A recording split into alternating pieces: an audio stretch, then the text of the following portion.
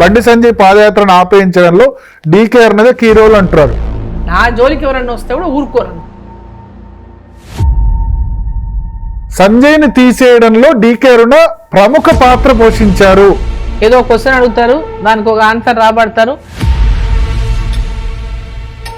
Out cider వచ్చి బీజేపీలో ఇమడగలిగే situation ఉంటుంది.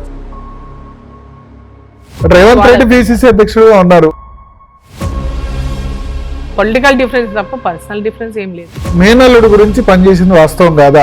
రాయలసీమ రైతులతో వేట కొడవలతో నన్ను వెంటాడితే నన్ను మమ్మల్ని అందరినీ కాపాడుకుంటూ బయటికి తెలుగు గంగ ప్రాజెక్టు హారతులు పెట్టారని సోషల్ మీడియాలో కొందరు ఉద్దేశపూర్వకంగా కొందరు చేస్తూనే ఉందో చూస్తున్నాం. ఒక డమ్మీ క్యాండిడేట్ తీసుకొచ్చి పెట్టారు, దానివల్ల 4th ప్లేస్ ఉంది మీ పార్టీ అంటారు. మాట్లాడే వాళ్ళకి తలకాయ లేదు. మీ మక్కలు మీ తమ్ముడిని టీఆర్ఎస్ లో పంపించింది మీరు అంటారు. మా నాన్న పేరుతో అక్కడ వాళ్ళు గెలుస్తున్నారు.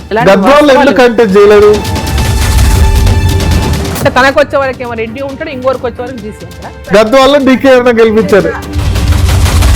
ఎవరో మాట్లాడిండ్రు, ఎవరో పెట్టిన దానికి నేను స్పందించాల్సినటువంటి అవసరం కూడా లేదు. అంటే గద్వాలు కాకుండా మళ్ళీ మహబూబ్నగర్ అసెంబ్లీ ఎందుకు అడిగారు? గద్వాల నుంచి కాకుండా అక్కడ ఎన్ఎన్ శ్రీనివాసరెడ్డికి సపోర్ట్ చేశారు. ఇప్పుడు ఎమ్మెల్యేల చేతిలో ఉన్నారు డీకే అరుణకి. ఎప్పుడంటే అప్పుడు రేవంత్ రెడ్డిని చూశారు, నన్ను చూశారు. టికెట్ ఇచ్చినా ఇవ్వకుండా బీజేపీలోనే ఉంటారు. మీ టికెట్ రావడం మీద చాలా డౌట్స్ ఉన్నాయి. పోటీ ఎవరితో ఉంటుంది మీకు? తెలంగాణకు నిధులు సాధించే శక్తి కేవలం భారతీయ జనతా పార్టీ ఎంపీలకే ఉంటుంది. బీజేపీలో ఉంటూ తన కుటుంబ సభ్యులు 3 గెలిపించుకున్నారు. విలువలేనటువంటి రాజకీయాలు డీకే అరుణ చెయ్యదు. సంపత్తి ఓడించడంలో డీకే అరుణ పాత్ర లేదా? నాకు తెలుసు, నా ఆత్మసాక్షి తెలుసు.